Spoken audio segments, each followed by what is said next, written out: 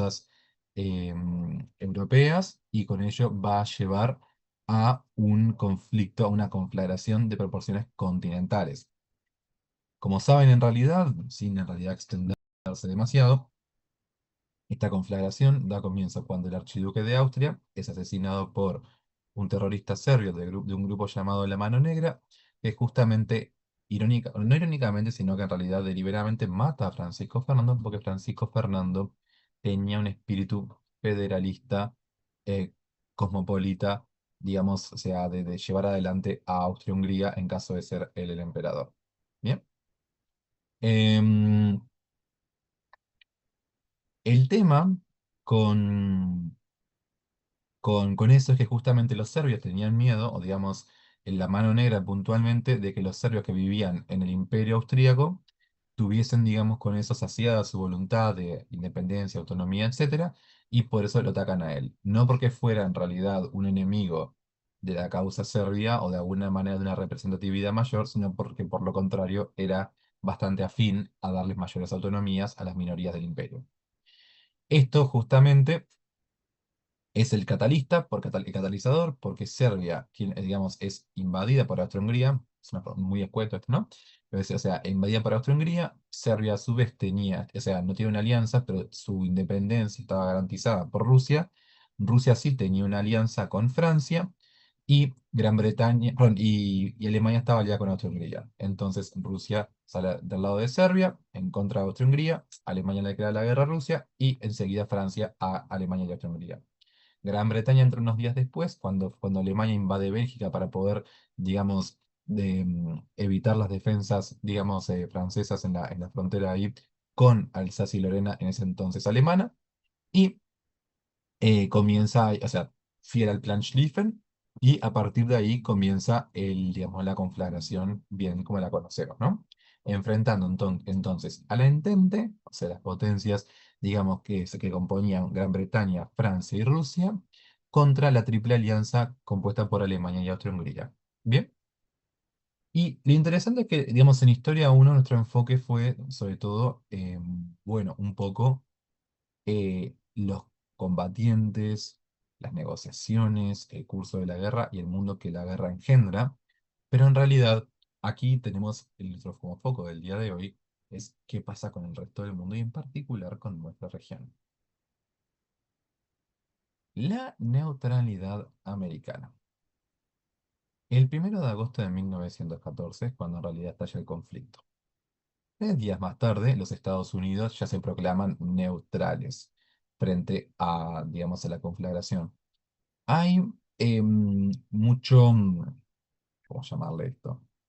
En algún punto está medio sobredimensionado el rol que la diáspora alemana jugaba en Estados Unidos como elemento disuasorio para que, digamos, Estados Unidos se involucrase en el conflicto. Cierto es que la diáspora alemana era muy grande, hasta el día de hoy es a menudo, digamos, la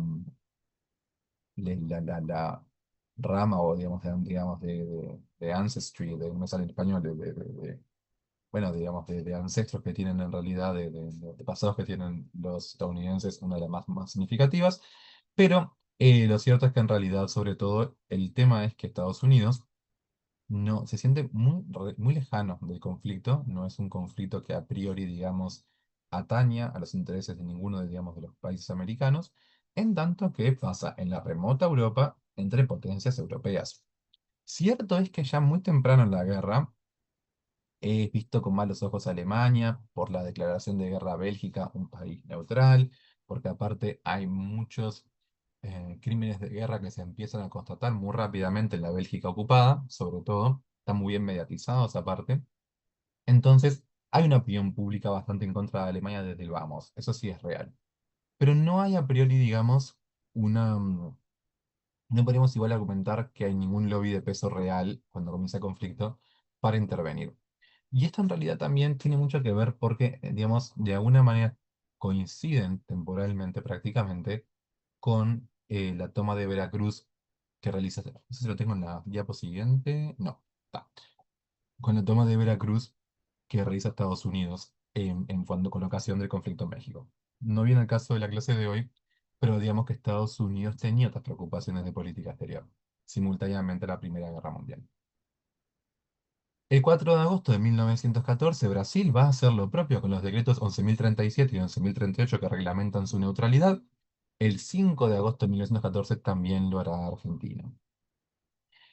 Y Uruguay también va a profesar una neutralidad de cara al conflicto armado, pero esta neutralidad veremos que aparte por uruguayos que somos nos interesa por la llamada doctrina Brum, que en breve veremos.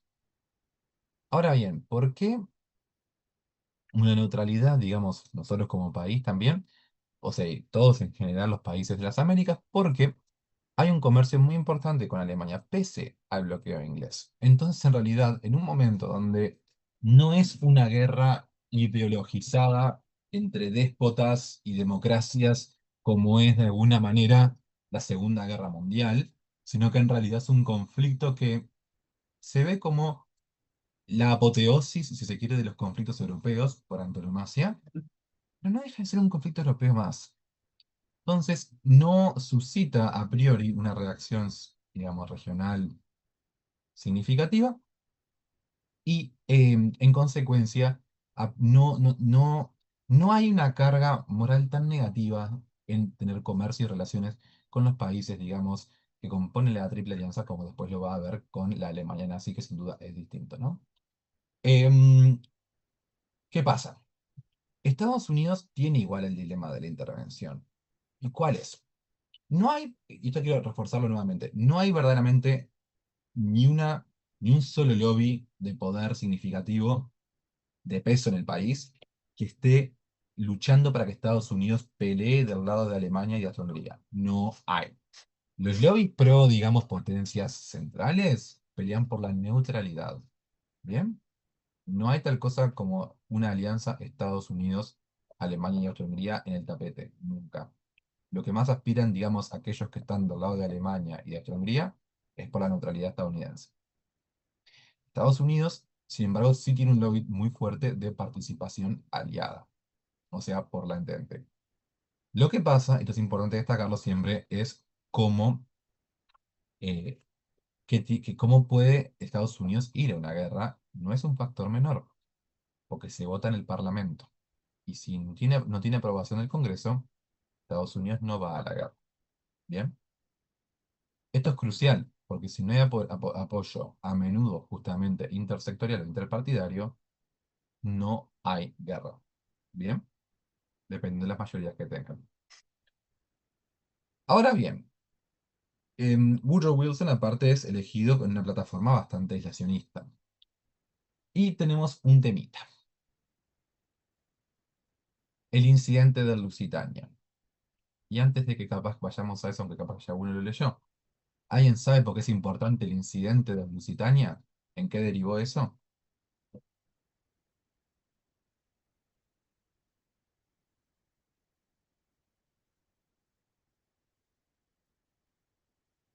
Bueno, la respuesta que yo espero el día del examen es en nada. Porque les pongo ahí en negrita, el Lusitania no fue causa de la intervención de Estados Unidos en la Primera Guerra Mundial, ¿ok? No lo fue. No. ¿Bien? Y es, para mí, como está en negrita y en cursiva, no voy a decir que es motivo de pérdida de pregunta, pero pega en el palo. Y muchas veces me tocó, corregí Primera Guerra, no sé si fue en el periodo anterior o en el otro, y literal, persona que me ponía la Lusitania bajaba de taquito un par de puntos, ¿no? O sea, si el examen es excelente, no se pierde, pero cuidado, porque literal lo pongo en negrita y en cursiva. El Lusitania no fue causa de la intervención de Estados Unidos en la Primera Guerra Mundial. Bien, ¿qué pasó con el Lusitania? Y con el Lusitania igual vamos a contarlo. Era un navío británico que viajaba de Estados Unidos a Gran Bretaña cuando es interceptado por submarinos alemanes y hundido. Primer problema, se los hago a ustedes. Lo tienen ahí, ¿no? Lusitania es evidentemente un barco, un navío civil, bien, de pasajeros, transatlántico corriente. Yo le pregunto a ustedes, ¿qué pasa, pensando en las convenciones así de La Haya, Ginebra y demás? ¿Qué pasa si un navío civil lleva municiones a bordo?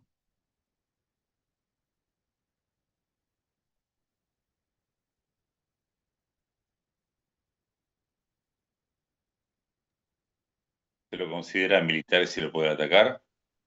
Exactamente.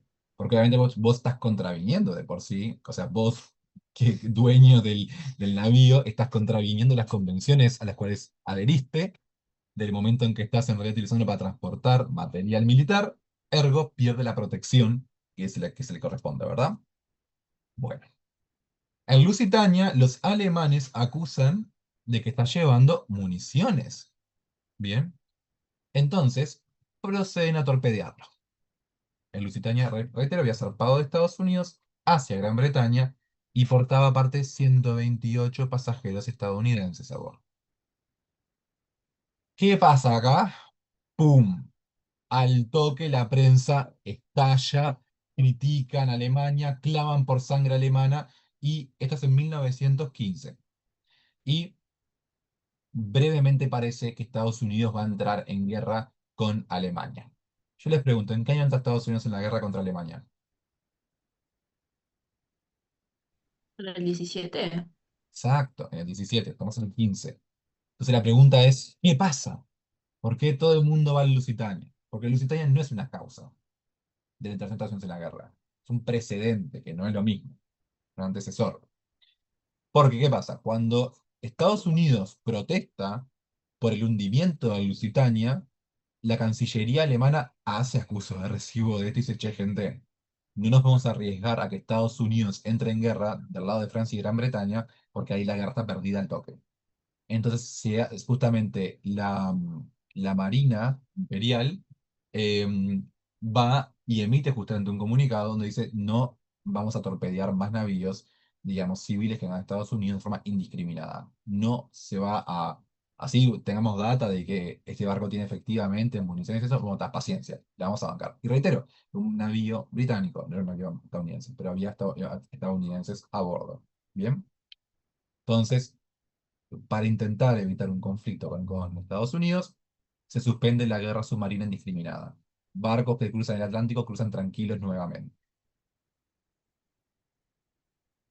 Ahora yo les pregunto a ustedes, si saben o no. Él, porque en el momento, obviamente, tipo, se dice que no, que Lusitania no llevaba municiones, que era todo propaganda alemana, que era todo mentira. ¿El Lusitania llevaba o no municiones? ¿Alguien sabe? Llevaba municiones. Llevaba municiones, efectivamente. 2014 recién, hace una década, se pudo corroborar. Pero buceadores se metieron ahí en el Atlántico, llegaron al Lusitania hundido, se fijaron en el cargamento y efectivamente tenía municiones. O sea, los alemanes no piraron. La información, la inteligencia, ellos estaban en lo cierto. Y toda la prensa, digamos, de la Entente y la prensa estadounidense, que hizo maravillas para limpiar el nombre, estaban verseando. Y eso demuestra justamente, o sea, claro, es muy fácil agarrar y decir, ah, Alemania, la que en realidad mata civiles y perpetra atrocidades en Bélgica, la agresora es maligna y todo lo que profiera su boca va a estar mal. Pero una cosa no quita la otra. Alemania podía cometer atrocidades en Bélgica y estar igual diciendo la verdad de que los estadounidenses estaban traficando, o sea, que Gran Bretaña estaba comprando en Estados Unidos, porque obviamente eso es lo que estaba pasando, Profe, armamento para la guerra. ¿Qué? no, lo que pasa es que también la prensa, digo, no es inofensiva, digo, No, cumple un no, rol fundamental en lo que es la propaganda de guerra, tanto de un lado no, como del obvio, otro. obvio. Obvio. Pero es importante destacar acá de cómo en realidad, obviamente, Alemania era el Ah, actor agresor por antonomasia, ¿no? De pronto que agredió a Bélgica un neutral y todas las atrocidades que allí tienen lugar, reitero. Pero el problema es que, lo que en el momento en el mundo dice, le vamos a creer la prensa estadounidense y la prensa salentente, porque obviamente los otros son los malos. Pero los malos, que ojo, efectivamente cometían maldades los malos, pero los malos igual estaban diciendo la verdad ahí. Y eso es un poco lo que yo quiero acá subrayar. Pueden ser ellos los enemigos, pueden ellos estar cometiendo atrocidades y pueden igual simultáneamente estar diciendo la verdad. Y eso aplica para conflictos de aquella época, para la actual y para todo. Bien, que uno diga, este actor comete tal ilícito, no implica que este actor siempre vaya a ser un mentiroso compulsivo. Bien, y uno puede estar simultáneamente, puede hacer concesiones a distintos lados en una contienda sin por ello decir, me pongo la camiseta. Sí, Alberto. Hola, sí, una consulta. No entendí bien, el Lusitania era británico, ¿no? Ujú. Lo bombardearon los alemanes, Sí, bajo sospecha de que transportaba. o Pero sea, no la entiendo cosa es por qué así. dijiste que. No, pero ¿por qué Estados Unidos no entró a la guerra? Por- o sea, porque decías que si no Estados Unidos se hubiese puesto de qué lado. El Del tema es del este. lado El tema es este. Estados Unidos por el hundimiento de un barco y la muerte de 128 pasajeros no va a ir a la guerra contra Alemania por tan poco. Tampoco, digamos, pero está comparablemente poco. Ojo, la prensa y un clamor y la gente quiere sangre de Alemania, ¿no? O sea, la gente quiere la sangre alemana. Pero obviamente, a ver, es un barco. Un barco. No estamos hablando de que se hundió sistemáticamente toda una flota civil. ¿verdad? ¿Eh? Ah, obviamente que en realidad eso a la prensa, a la gente, repugna y preocupa. Hay lobby full para actuar contra Alemania. Pero la verdad es que no deja de ser un único barco y cuando Alemania da marcha atrás y dice, no voy a torpedear más barquitos, Estados Unidos se calma. ¿Tá? Eso es importante.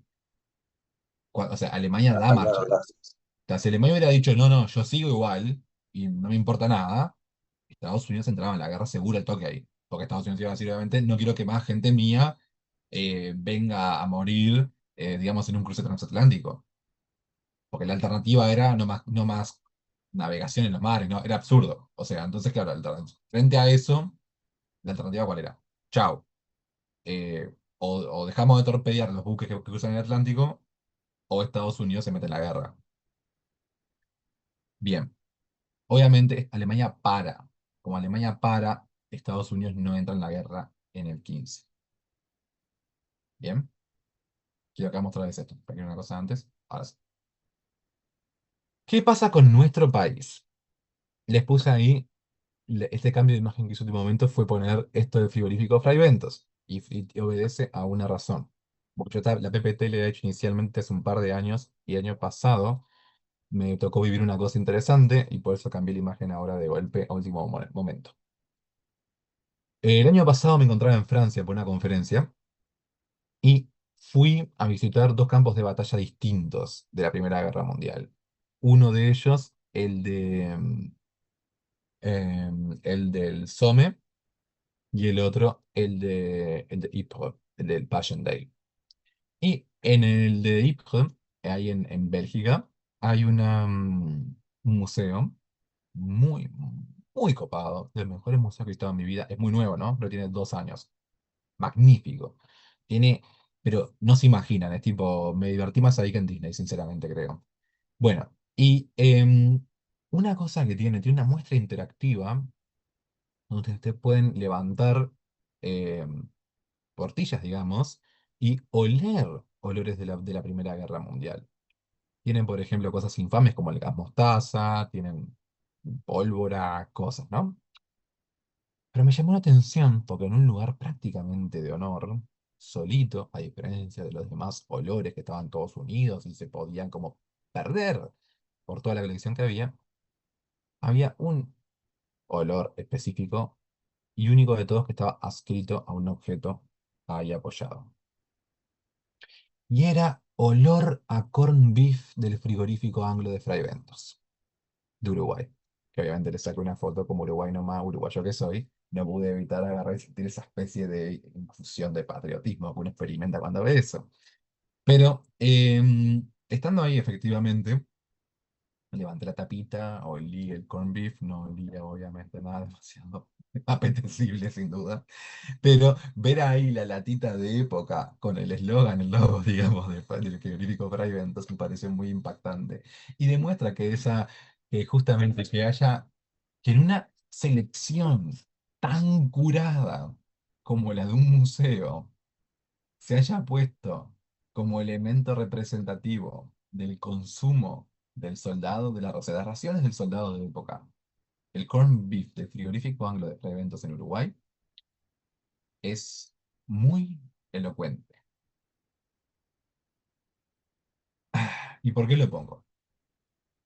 Porque esto de alguna manera subraya siempre que pese a nuestra neutralidad, el comercio nos une mucho más siempre con los aliados, con las potencias del Entente, perdón, que con las potencias centrales. Bien, nuestro país va a haber en este periodo un cruce entre el vallismo y Baltasar Brum, que va a presidir la República, más justamente, si mal no recuerdo, se me van los periodos ahí, pero si mal no recuerdo, es más para el fin de la guerra, que ellos son aliadófilos, y después el herrerismo con Roxlo, que son neutralistas. De hecho, esto es algo interesante y no lo tengo, no lo tenía justo pensado en la PPT, pero si mal no recuerdo es Real de Azúa, que hace un análisis muy pormenorizado de la vocación, digamos, universalista del vallismo en contraposición con el regionalismo del herrerismo, y hay justamente toda una idea de el herrerismo, esa cosa de, bueno, Europa está lejos. Si nos citamos, por ejemplo, en el Uruguay Internacional de Luis Alberto de Herrera y cómo él habla de los círculos concéntricos y justamente la distancia, digamos, de los círculos más exteriores, si se quiere, digamos, si pensamos de la proyección desde Montevideo hacia afuera, Europa está muy lejos de cualquier interés o, si se quiere, importancia para Uruguay, visto de esa manera. Entonces, em, ahí puso Daniel que esa marca se sigue usando con Reino Unido. No sabía eso, mirá. No estaba al tanto de eso. Puede ser. Entonces, em, en cambio, el vallismo tiene, o sea, ustedes recuerden que José Valle de Ordóñez va y justamente cuando las conferencias de desarme proclamará ahí ante los europeos y Occidente en general, como él consideraba que en realidad teníamos que poner primero en la agenda internacional la idea de un desarme global para justamente la garantía de la paz internacional.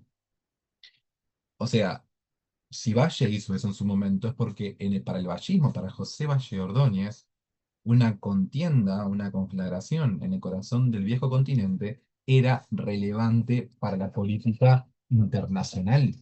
En su concepción, el Uruguay no es ajeno a Europa. En cambio, para Herrera, y justamente, o sea, para los herreristas, mejor dicho, obviamente cuyo jefe es Luis Alberto Herrera, hay una idea de la proximidad subraya la relevancia. Cuanto más cerca, más importante, y cuanto más lejos, menos. Y lo que pasa en Europa está muy lejos. Entonces no tiene por qué importarnos. ¿Bien? Entonces, lo que hará nuestro país es en 1916, va así a elevar una protesta por la guerra submarina alemana. Y en el 17 tenemos la doctrina uruguaya de Baltasar Brum, que vamos a ver acá acto seguido. El texto, lo tienen abajo, es de Silvia T. Álvarez. El artículo se llama Un continente en el sistema internacional, notas sobre la soberanía estatal desde América Latina de doctrinas a teorías. Bien, voy a sumear porque quedó chiquito el texto.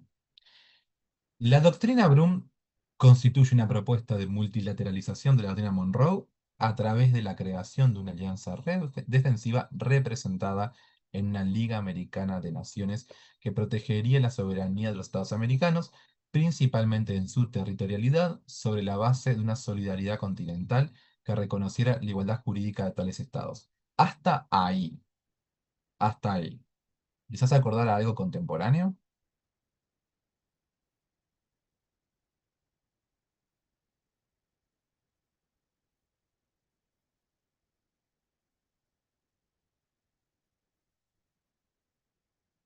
¿Nadie? El, Censuré. el, La el ONU. TIAR, El TIAR. Exactamente, el TIAR. Brum habría estado proponiendo, muy adelantado a la época, justamente un instrumento como el TIAR. Más complejo, porque en realidad está pensando en una Liga Americana de Naciones que está mancomunando OEA y TIAR a la vez, ¿no? Por lo que veremos ahora acto seguido. Pero efectivamente, desde el momento en que está buscando desacoplar la protección hemisférica de la doctrina Monroe, instrumento unilateral, si se quiere, desde Estados Unidos para el resto del continente, y en realidad considerarlo como una acción concertada desde la región hacia afuera, está hablando de una alianza defensiva hemisférica. nuestro actual Tratado Interamericano de Asistencia Recíproca, sin duda, se asemeja muchísimo a ese espíritu. Bien. A partir de estas ideas, Baltasar Brum sintetizaba su propuesta en postulados que buscaban conciliar el principio de soberanía estatal con el de solidaridad continental y se resume del siguiente modo. 1. Juzgamientos de actos internos a un Estado según sus propias leyes, es decir, o sea, no intervención en los asuntos internos de los Estados, salvo reclamaciones diplomáticas que podrán ser admitidas en casos de denegación evidente de justicia. También es principio de igualdad soberana. Reconocimiento de la nacionalidad de nacimiento a hijos de extranjeros nacidos en el continente americano, bla, bla, bla, bla. Actuación uniforme y común de todos los estados americanos frente a agravios extracontinentales a cualquiera de ellos. ¿Por qué es importante esto? ¿Cuál es la diferencia de todo esto con la doctrina Monroe que hasta ahora venía rigiendo? ¿Cuál es el cambio fundamental acá?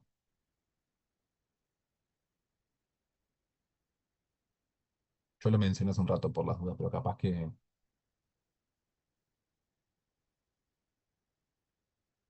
Sobre todo pensando en el punto 3 ese. ¿Cuál es la diferencia sustantiva?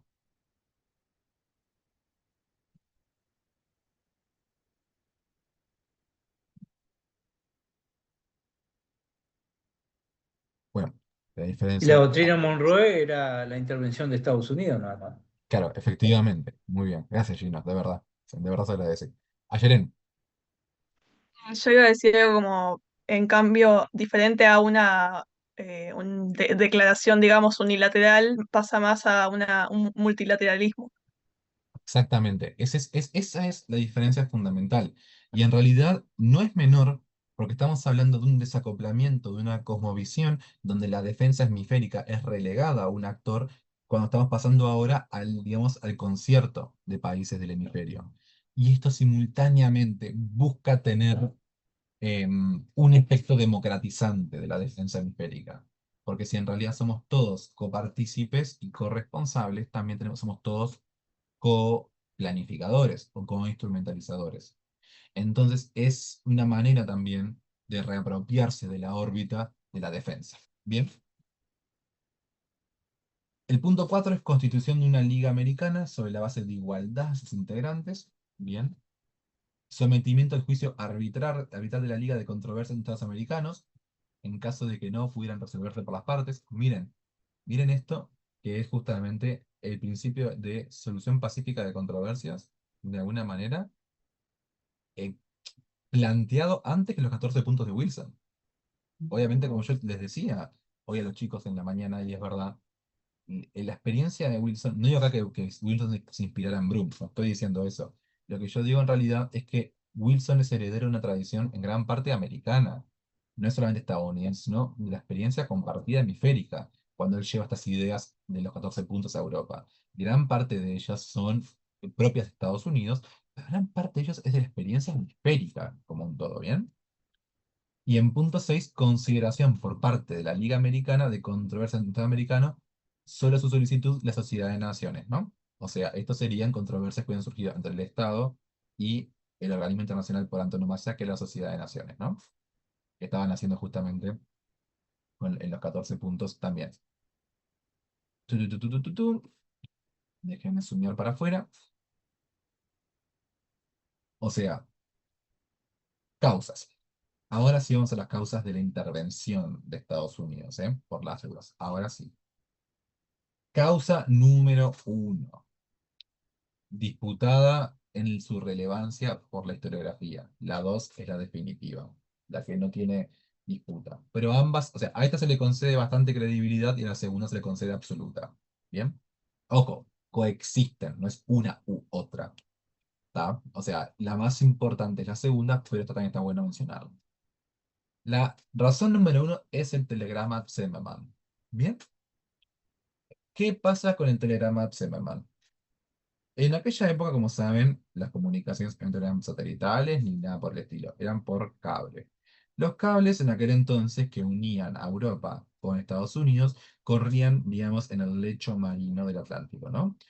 Digo Estados Unidos, pero en realidad los nodos y se tenían hasta México, el Caribe, etc.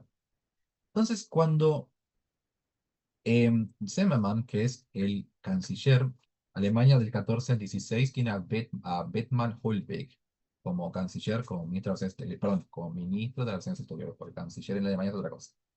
Bien, y después es sucedido por Zimmermann. Él va a estar del 16 al 18.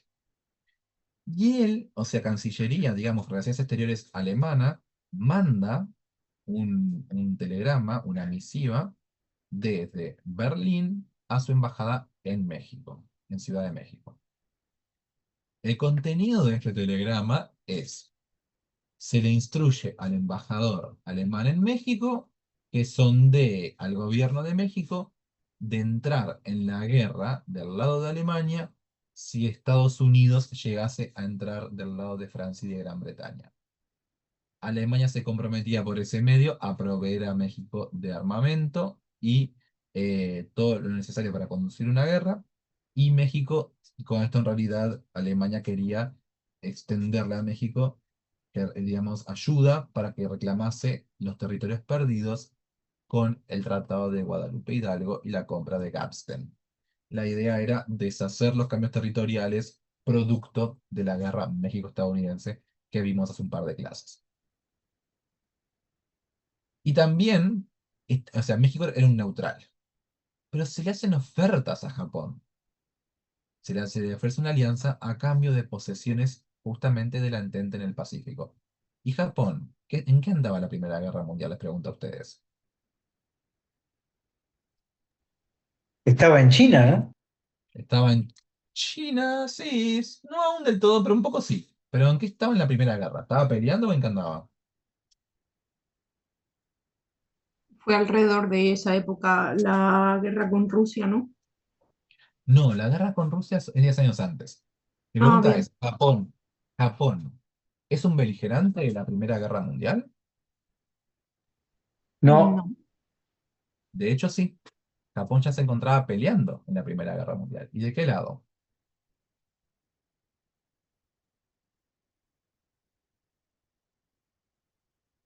Se los digo, de la Entente.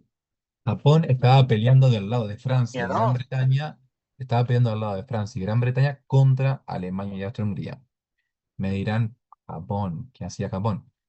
Tuvo una pelea muy simbólica. Alemania y Austria-Hungría tenían concesiones, ambos, porque la de Austria-Hungría a menudo se olvida, pero muy pequeñas que también tenían en China.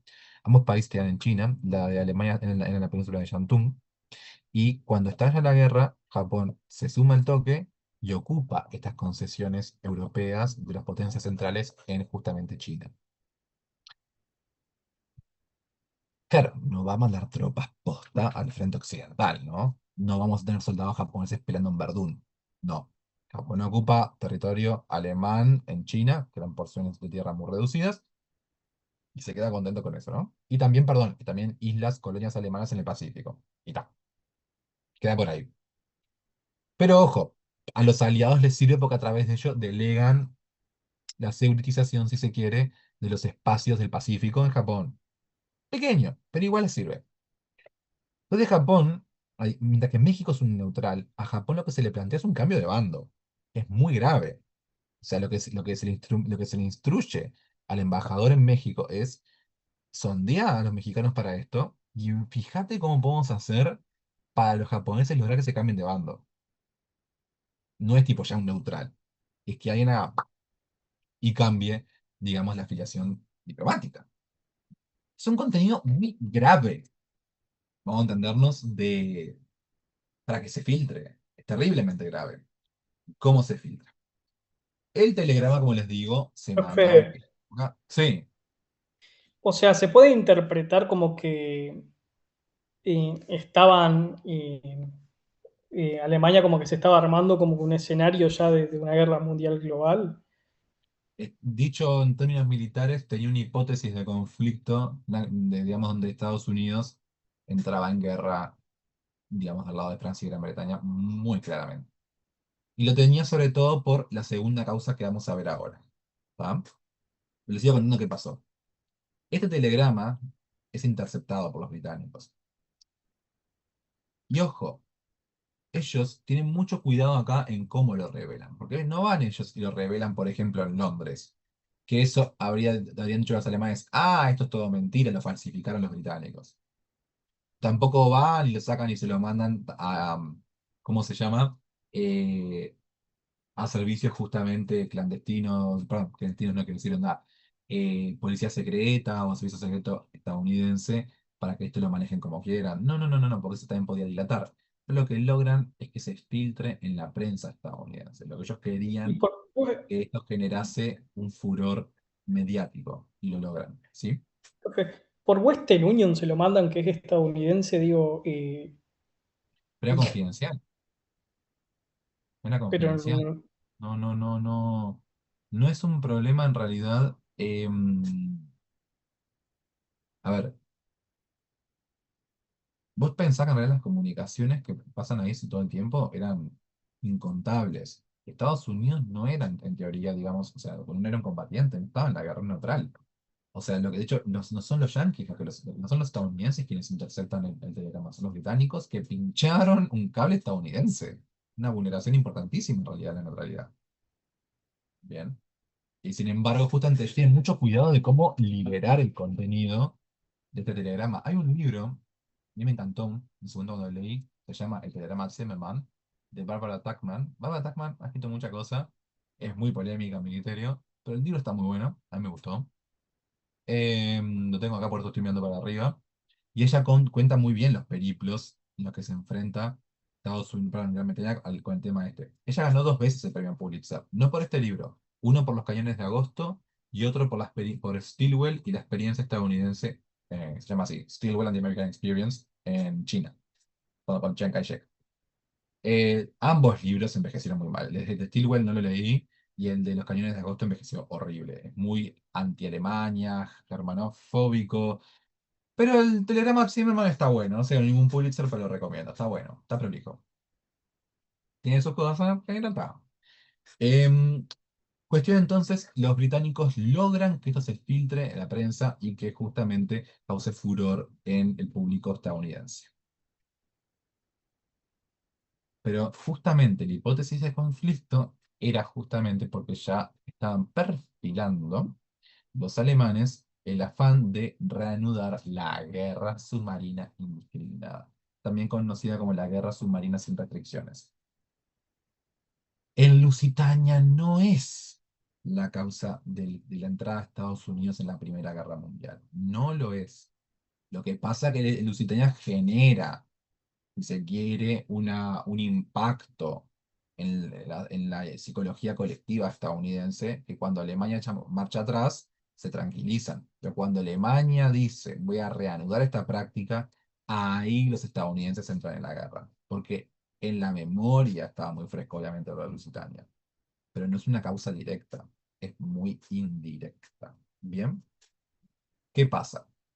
En 1917 tenemos la Revolución Rusa, cae ahí justamente el gobierno, o sea, digamos, cae el zarismo y triunfa ahí, triunfa, digamos, la revolución y se desata una nueva guerra civil que va a poner a bolcheviques con mencheviques y después en realidad sobre todo con los rusos blancos y va a durar un par de años hasta que Lenin emerja como líder de la nueva Unión Soviética.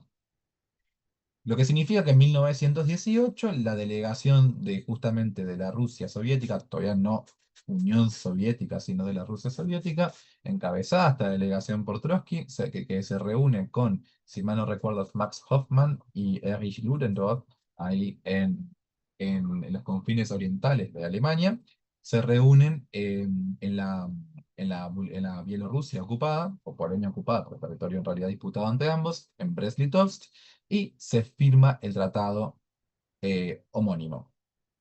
Por dicho tratado, Rusia va a renunciar al control de grandes porciones de territorio, entre ellos Ucrania, Bielorrusia, los Bálticos, etc., y a salir de la guerra. Con eso, Alemania hace todo el vuelco de sus tropas hacia el oeste. Pero ¿qué pasa? Em, Alemania, por más que acaba de derrotar a la Rusia y podía finalmente volcar gran parte de sus efectivos militares contra Francia y Gran Bretaña, se encontraba muy igual apretado y al borde de una crisis alimentaria y económica en el seno del país.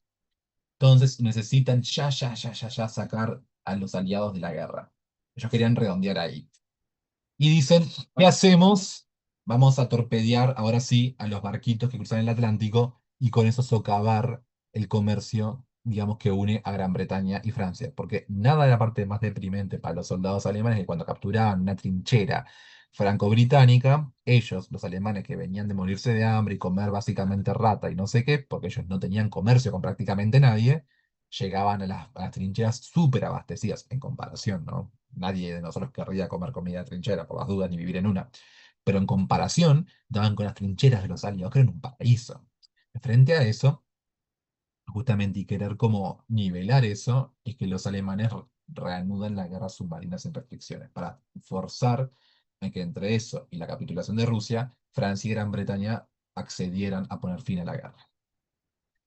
Y acá Henning von Holtzendorf dice que, o sea, que es justamente quien está a la cabeza de la Marina, dice que la guerra submarina indiscriminada sería vital para doblegar a los aliados occidentales.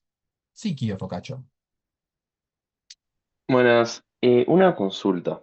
En ese proceso, tengo entendido que la Armada Uruguaya también juega un rol para proteger el Río de la Plata, o al menos el costado uruguayo del Río de la Plata, del ingreso de submarinos alemanes.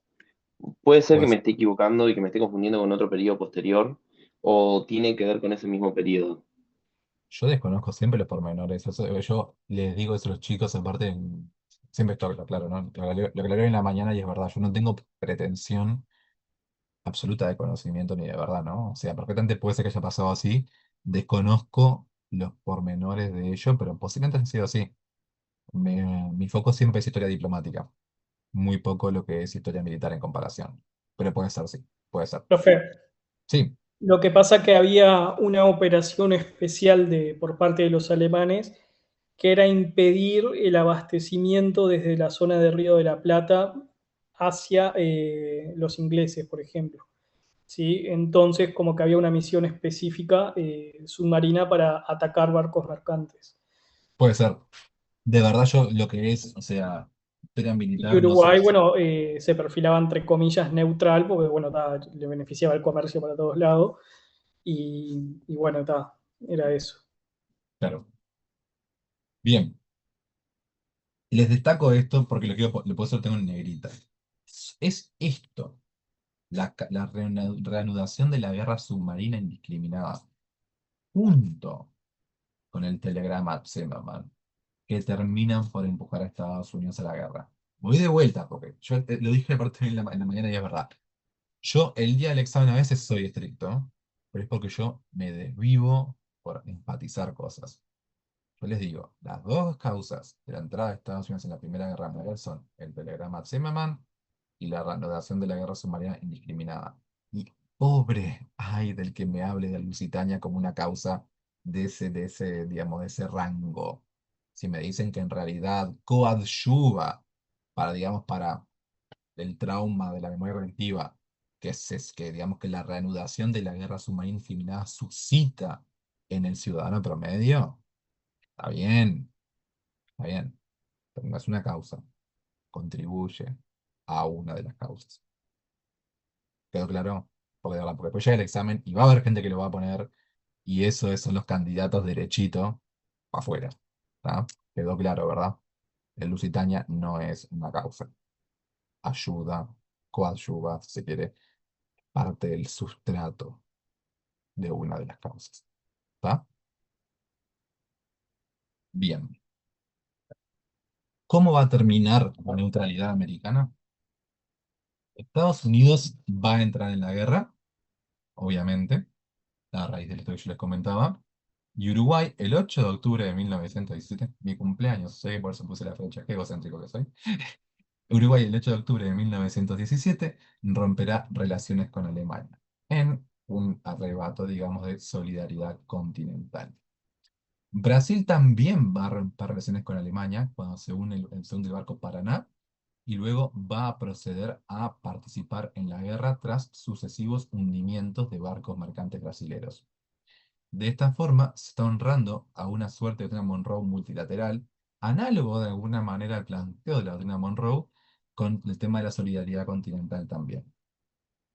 Argentina, en cambio, que también sufre un hundimiento, el del Monte Protegido, va a mantenerse neutral.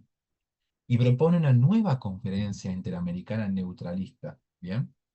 Tras sucesivos hundimientos, se va incluso a llevar a un despacho y se convoca al embajador von Luxemburg, ¿bien? Ante Argentina. Porque, o sea, los buques argentinos son vistos como presa fácil y eso evidentemente desmerece la posición de Argentina ante el mundo y a la región. El determinante igual de esto es, o sea, si mal no recuerdo, lo ponía Rapoport, no, ¿cuál de estos era? Capaz que fue entonces compañero o Bergner, uno de los dos. El determinante en realidad de que Argentina no entrase en la guerra, aun cuando en realidad se está viendo directamente, digamos, afectada, sería justamente por la desconfianza que el tándem Estados Unidos-Brasil les generaba. En particular, como yo les he comentado ya, que allí donde va Argentina, a menudo Brasil para el otro lado, porque son siempre, digamos, en este periodo, sobre todo, antagónicos. ¿Bien? Y Estados Unidos ya hace un tiempo que Argentina para este momento histórico se perfila también como una amenaza, si se quiere, hemisférica para los estados de la región. Em, Hasta acá Primera Guerra. ¿Alguna pregunta?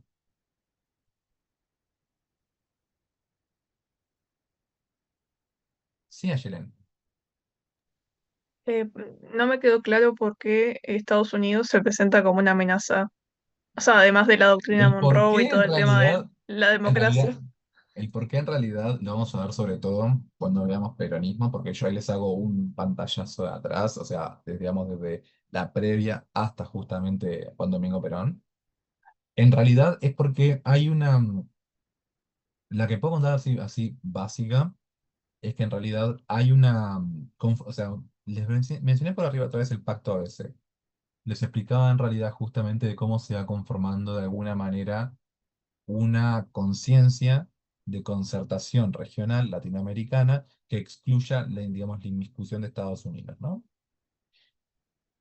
Em, Argentina, conforme se va empoderando y va justamente consiguiendo los famosos, digamos, o sea, olas de inmigración, que tanto en realidad por ahí forman parte del discurso argentino, así como también los influjos de capitales propios de principios de siglo, va teniendo de alguna manera el peso y la gravitación, y también las aspiraciones de erigirse como no voy a decir una alternativa porque es muy fuerte, pero definitivamente como un actor de peso en la región que mire con recelo cualquier actor, digamos, incluso hemisférico, que pueda amenazarlo, como Estados Unidos. Em, Cuando vemos peronismo va a quedar mucho más claro porque ahí se habla ya más de, bueno, de lo que un poco de los dos lados pasan, ¿no? De las mutuas desconfianzas que experimentan. ¿Ok? ¿Alguna pregunta más?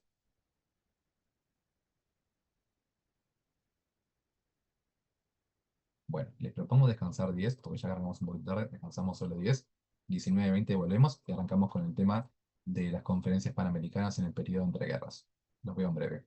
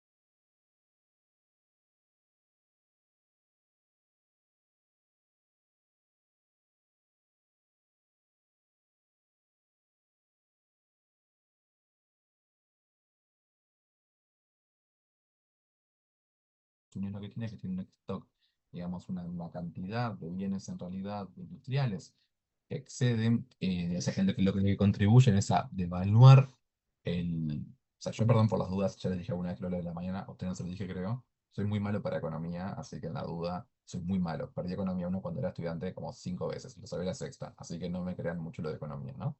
Pero les digo igual que hasta donde yo sé, justamente el problema es que el excedente de stock logra en realidad, digamos, la devaluación de las unidades como tal, como individuales. Entonces, al tener demasiado, se nos caen los precios, digamos, de los stocks que tenemos y pasan a valer nada. Las acciones digamos, de las empresas también caen en consecuencia y de golpe la economía entra en crisis y se desata una crisis global. ¿Bien? Esta crisis conlleva una recesión industrial, porque si no estamos produciendo, no compramos materia prima. Si no compramos materias primas, nosotros, digamos, en América Latina, que somos netos exportadores de materias primas, nos encontramos con un gran problema que es la inserción de digamos, a uno de nuestros, digamos, bienes más ubicables en el mercado. Porque si nosotros, por ejemplo, probemos cuero, pero ya no se producen botas, ¿qué pasa con ese cuero? ¿Verdad? O por ejemplo Brasil, si en realidad exportan caucho y de golpe ya el caucho, en realidad los procesos, digamos, industriales que requieren caucho no están teniendo lugar para que en realidad comprarían caucho. El problema justamente es cómo afecta todo lo que se llaman justamente los insumos, o sea, el mercado de los insumos, digamos, intermedios y demás que se requieren para la producción de los bienes, digamos, de consumo final, también colapsa por colapsar toda la cadena de producción. Y esto va a seguir así paralizado hasta que venga Franklin Delano Roosevelt con el New Deal. ¿Alguien sabe en qué consistió más o menos el New Deal?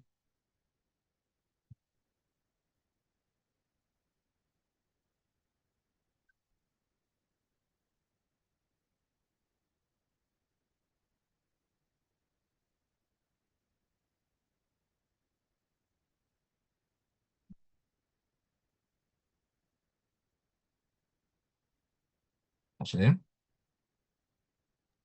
Lo único que recuerdo es que se va en contra de ese liberalismo económico que lleva a Estados Unidos, proponiendo la intervención más, bueno, no sé si hay mucha intervención, pero proponiendo la intervención estatal para un socorro, digamos. Pero no me Bien. acuerdo bien cómo se lleva a cabo. Está perfecto, pero muy bien. La idea en realidad, ¿algunos se acuerda más cómo se lleva a cabo eso?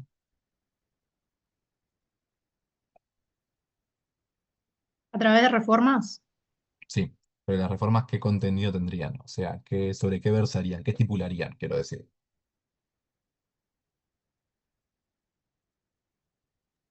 de la recuperación económica y social, Claro. o sea, eran reformas económicas y sociales. Son primeramente económicas, sí. Igual, lo que yo iba en realidad es que se dispone cuál es la idea que motora de la recuperación. Sí, Antonella. Puede ser capaz que estoy muy errada, pero con un aumento de la intervención estatal, Sí, pero intervención, si a uno se le ocurre. Mi pregunta es: sí, el Estado interviene, perfecto, estamos todos de acuerdo en eso. Pero ¿qué hace el Estado en esa intervención? Yo pregunto a ustedes: ¿ustedes recuerdan la historia uno capaz o algo? ¿Qué es lo que hacía el Estado en el marco de esa intervención que están describiendo?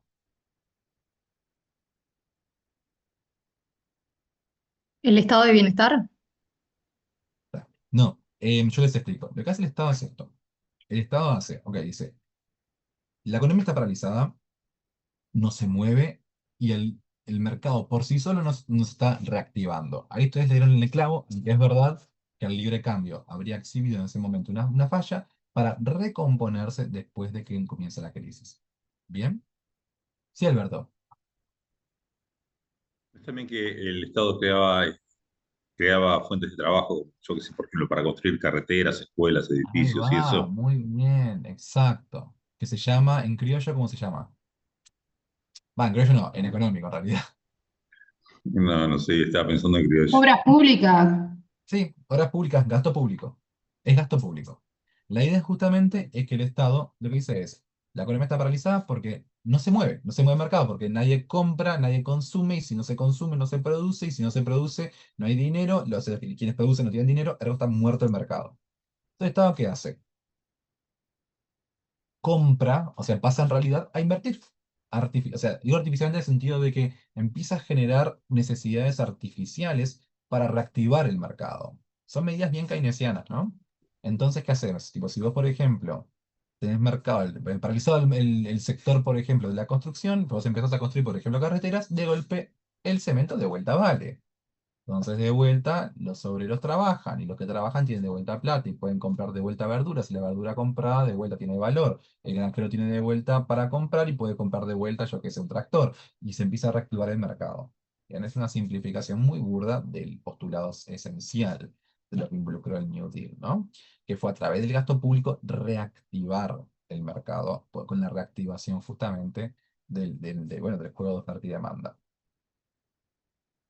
Em, Hoy por hoy, en realidad, estamos presenciando un auge de fuertes críticas a los modelos interventores económicos, ¿no?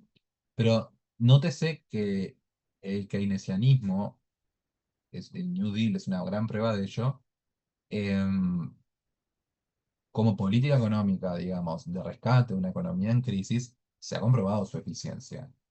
Yo esto le pregunté, si mal no recuerdo en su momento, a una amiga economista, y ella me explicaba que, claro, que en realidad para eso es muy bueno, ¿no? Que en realidad, claro, que no podés mantenerlo siempre, porque, bueno, hay un punto donde el mercado tiene que tener ciertas fluctuaciones, lógicamente, ¿no?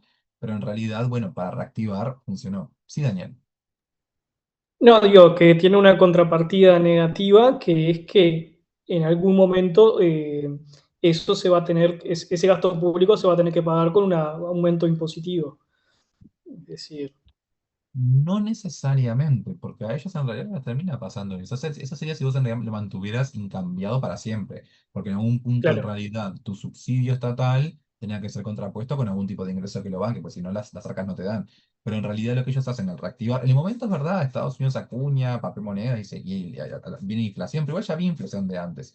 Pero reactivan la economía. Cuando la economía se reactiva, la inflación empieza a bajar, se empieza a contraer después, tipo justamente, se empieza a contraer esa devaluación. Después también en realidad, conforme la economía se reactiva solita, el gasto público empieza a bajar nuevamente y la economía funciona, como por arte de magia, nuevamente, porque se recompuso, se curó. Cuando vos estás ante un hecho, justamente de una crisis superada, no seguís bombeándole los elementos que te permitan salir de la crisis. No se supone O que sea, siempre. Estados Unidos lo que hizo fue una especie, como quien dice, de shock de inversión Es que es una puntual. política de shock, efectivamente. Es un shock de inversión, Ahí sí. va. Y como dice Claro, Romina, no son políticas sostenían el transitorias. tiempo. Claro, y como dice Romina en el chat, son políticas transitorias. Sí, Alberto.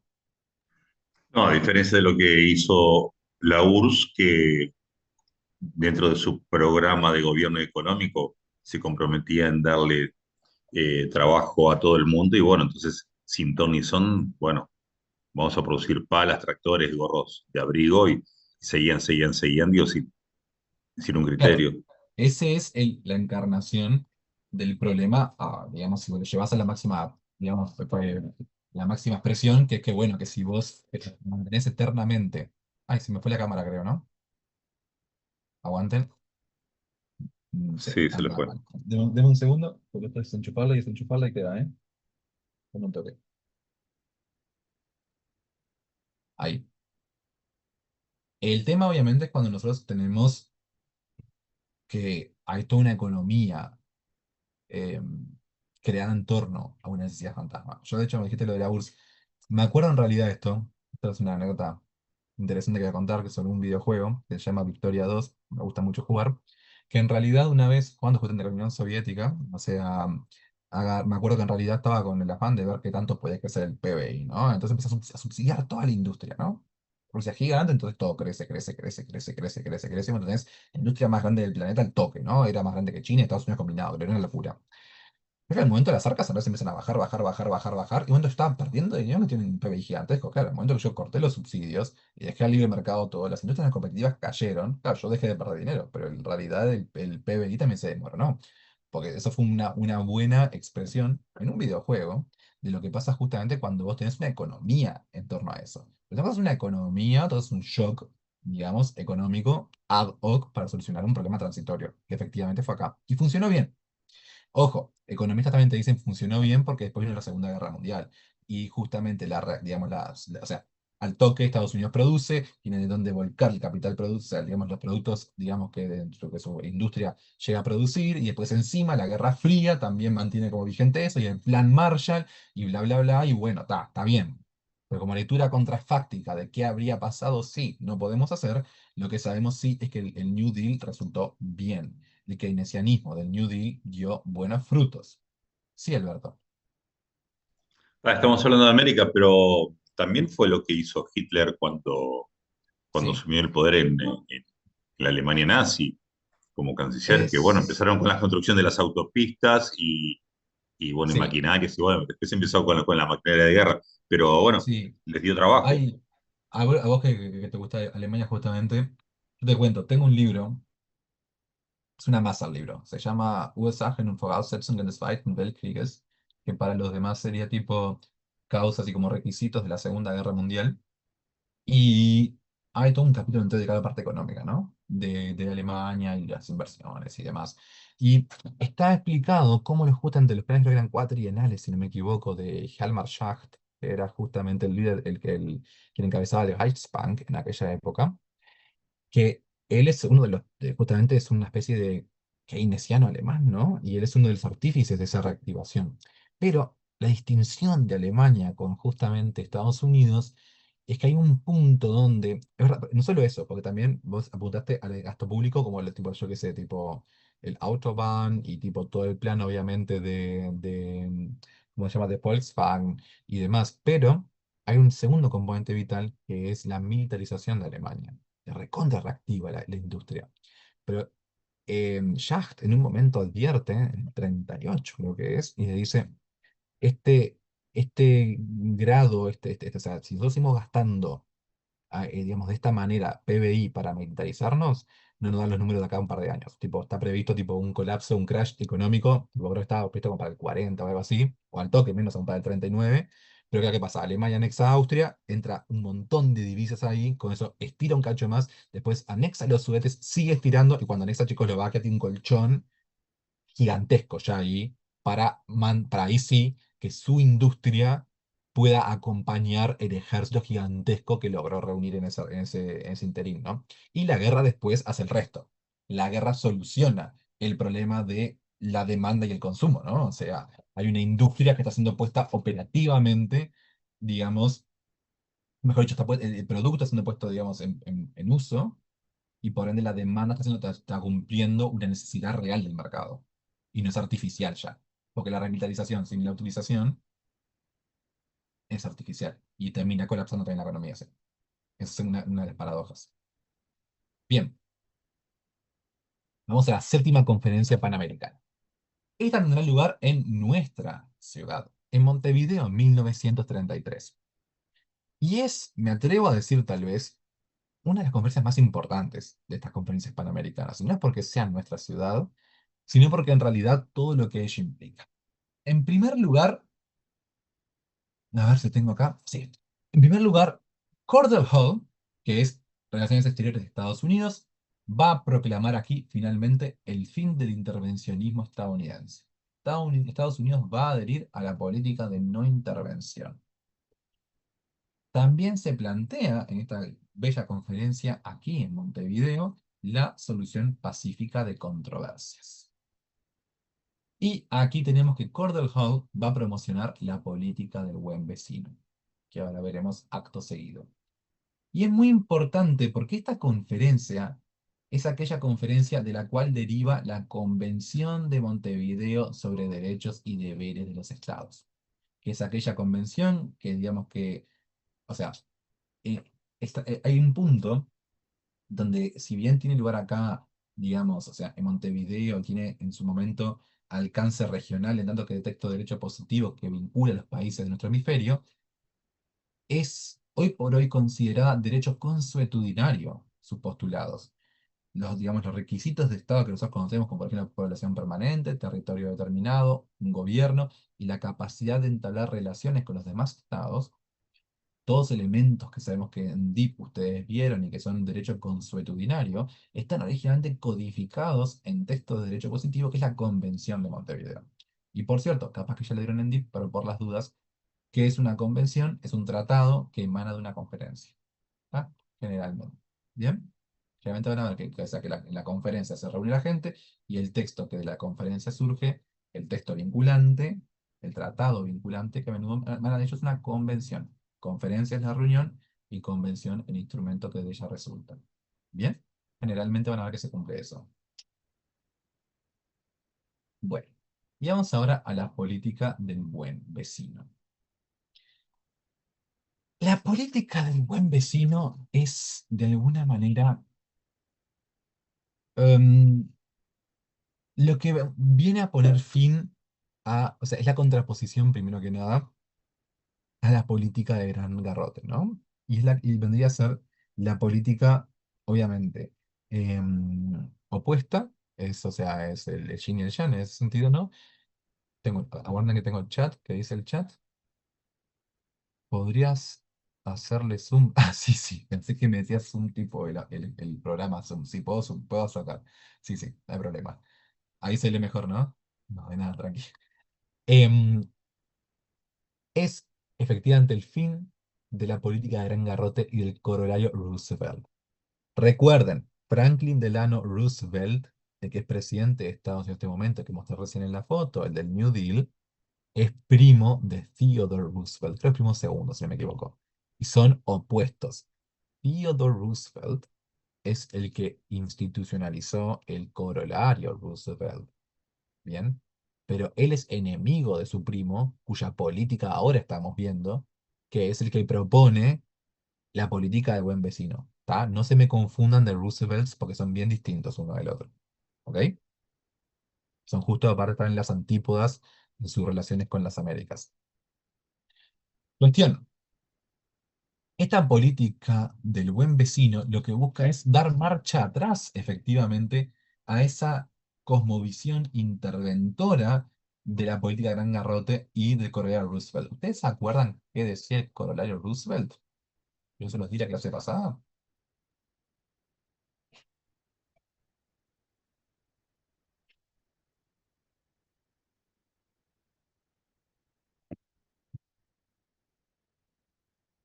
¿Se acuerda alguien?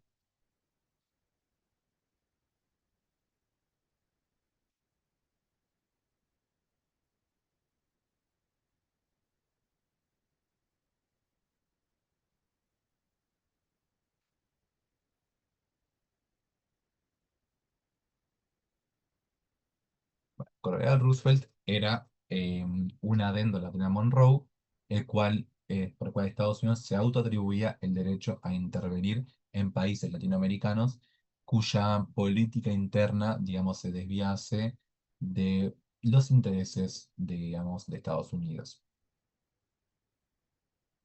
Eso se queda atrás. Estados Unidos renuncia al derecho a intervenir en los países latinoamericanos porque no les sirva a ellos. En la teoría, en la práctica va a pasar, por supuesto. Pero la renuncia al coronel Roosevelt, al menos públicamente, es un gran paso. Y durante los años en que va a estar Franklin Delano Roosevelt, eso se va a cumplir bastante bien. En segundo lugar, se busca desvincular los intereses nacionales de los intereses inversionistas, con eso poniéndole fin a la diplomacia de cañonero, la gunboat diplomacy. O sea, poner fin a esa práctica entendida ya parece entonces como odiosa de amenazar con el uso de la fuerza a los países latinoamericanos que no cumpliesen con el pago de deudas, porque justamente es un momento ilegítimo en las relaciones internacionales.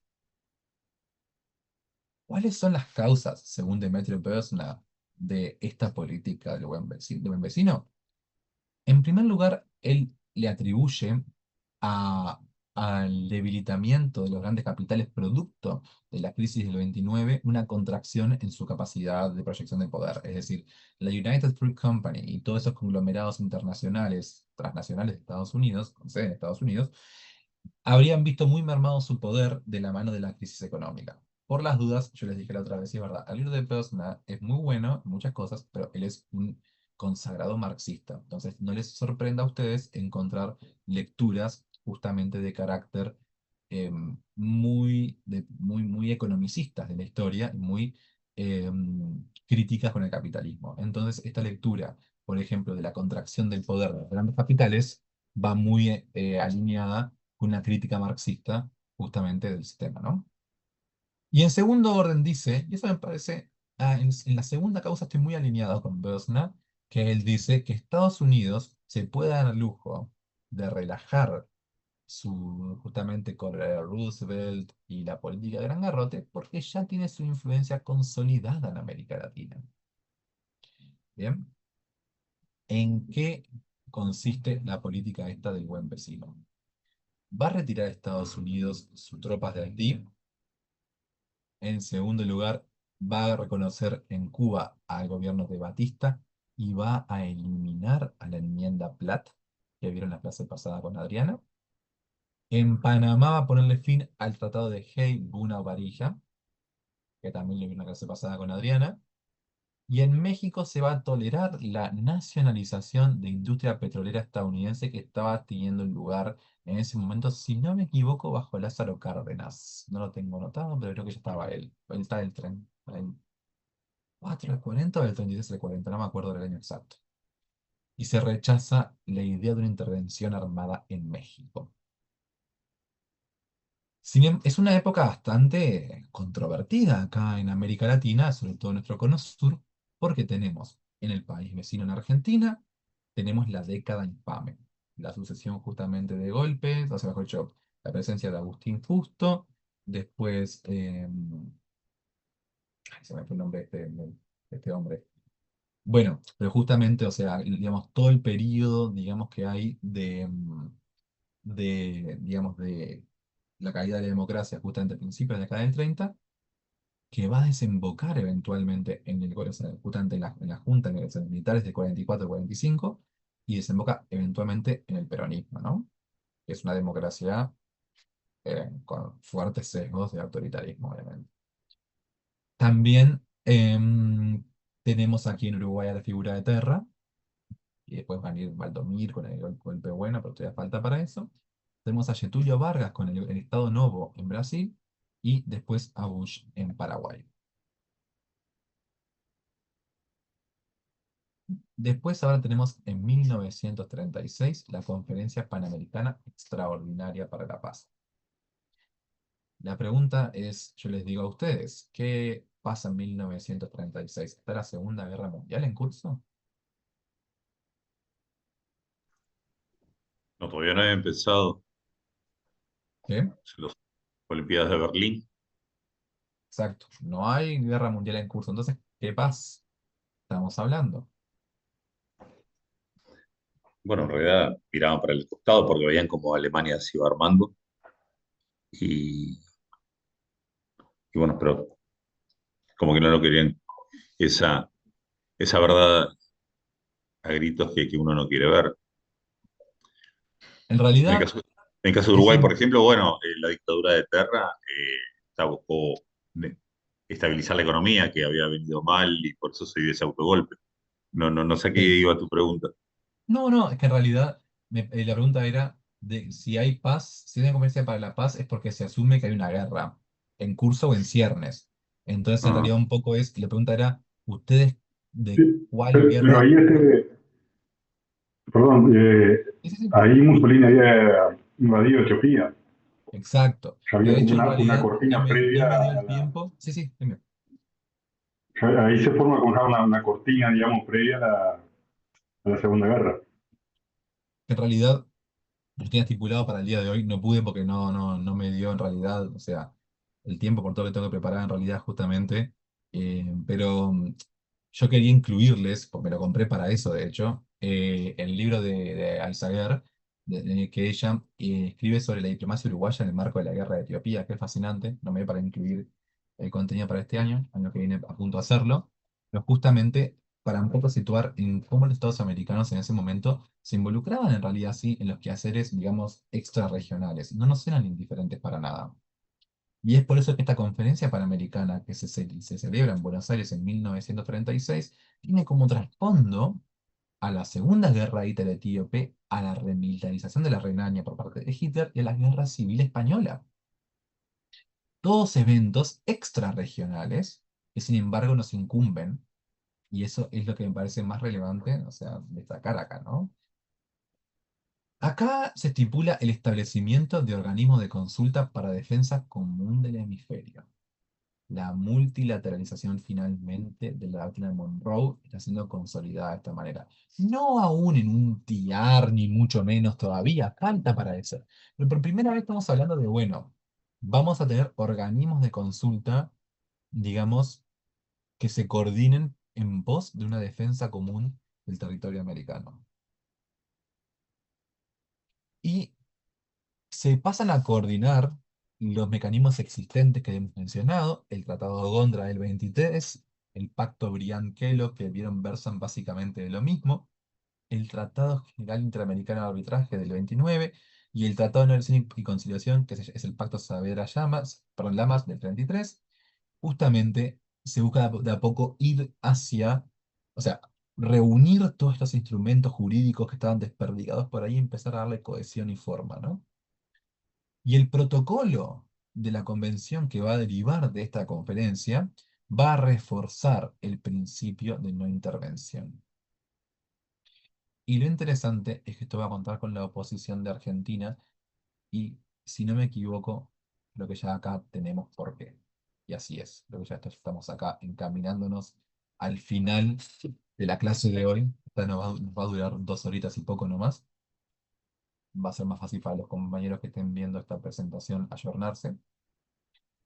La octava conferencia panamericana.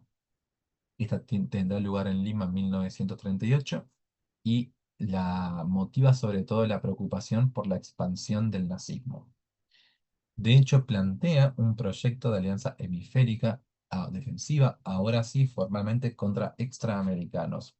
Va más allá de lo que, de lo que expliqué recién de la consulta, de los organismos de consulta, porque esto estaba previsto en la Conferencia Extraordinaria para la Paz, eran, digamos, ad hoc, eran la idea, en el marco de una amenaza extranjera, deberíamos coordinarnos para tener digamos, una acción eh, colectiva coordinada. Mientras que lo que acá se dice es vamos en realidad ya a pensar en directamente una institucionalización formal de una alianza defensiva hemisférica. Ahí sí se empieza a esbozar realmente un TIAR. Bien. Y les preocupa mucho la idea de las quintas columnas. ¿Alguien sabe qué es una quinta columna?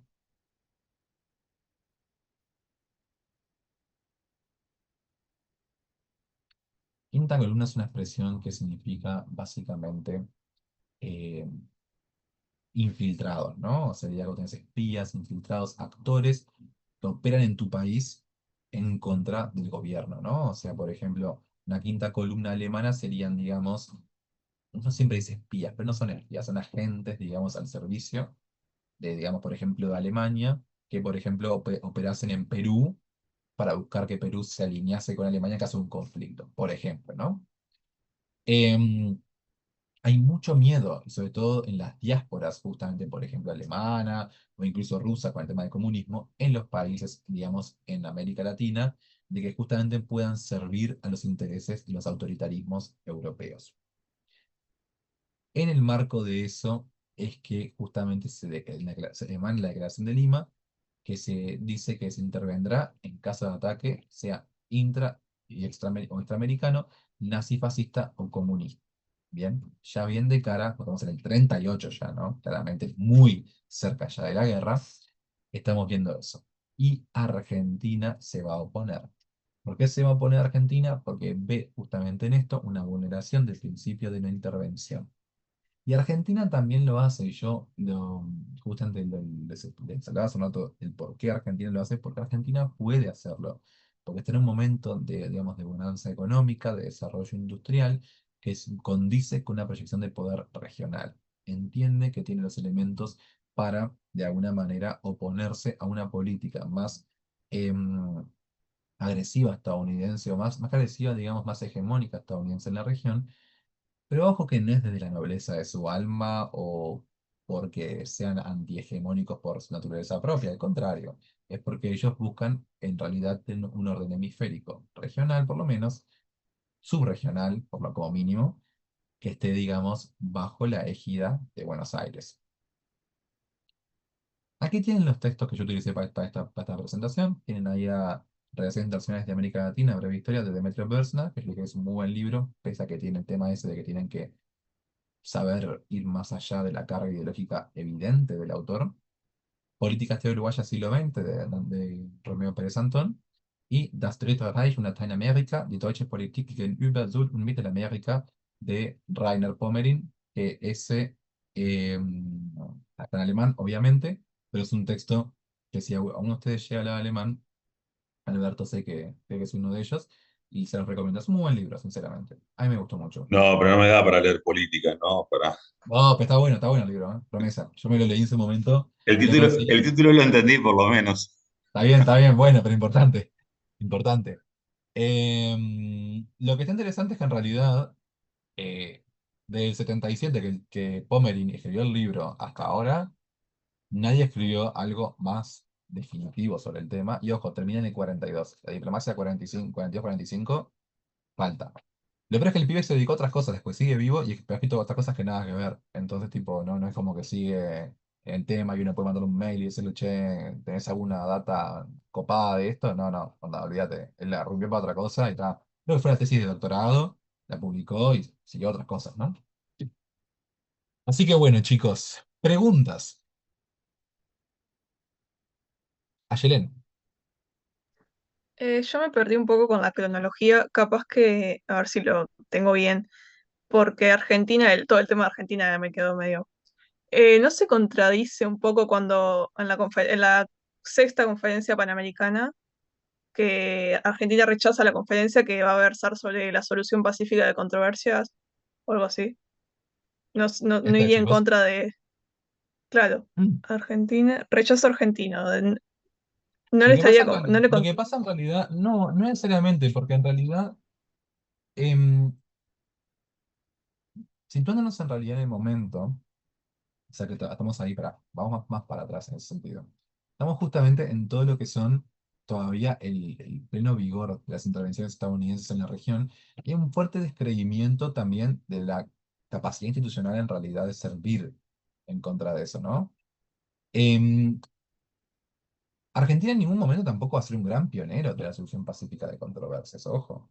Si algo, Argentina es el campeón de la no intervención, de la defensa de la soberanía, tal como ellos la entienden, y de no inmiscusión. No, por eso, por lo mismo, no debe sorprender que ellos no sean muy afines a la idea justamente de una solución pacífica de controversias obligatoria. No conozco igual los pormenores de la discusión porque ninguno de los textos consultados está detallado. Yo de hecho no lo agregué ahí, pero también me leí después Rapoport, que es el tipo que tiene política exterior argentino, un libro sobre el tema.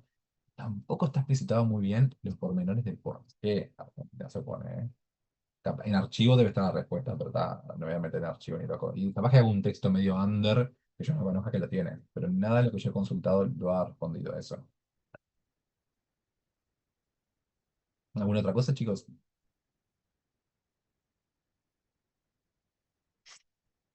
Bueno, entonces, a ver cómo se corta la La próxima grabación. que viene, nos quedan 4 clases, ¿no? Recording stopped. Ya te digo. Profe, hoy nos va a pasar la PPT por el chat. Ah, dale. Me parece bien. Es levemente distinta porque no tiene desarrollado lo de la doctrina de Brum. Pero sí, son prácticamente iguales, ¿eh? La esencia está igual. La esencia está. Em, bueno, sería eso. Dijeron, no, para mí nos queda un toque más. Déjame ver. 14 del 11 el orden hemisférico. 18 del 11 de Guatemala, el coso, no sé qué.